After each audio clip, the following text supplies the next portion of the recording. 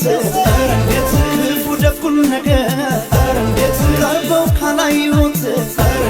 የጻፍኩት ደብዳቤ ደርሷል ወይ መልእክቴ እኔ ያለው በጤና እንዴት ነሽ እናቴ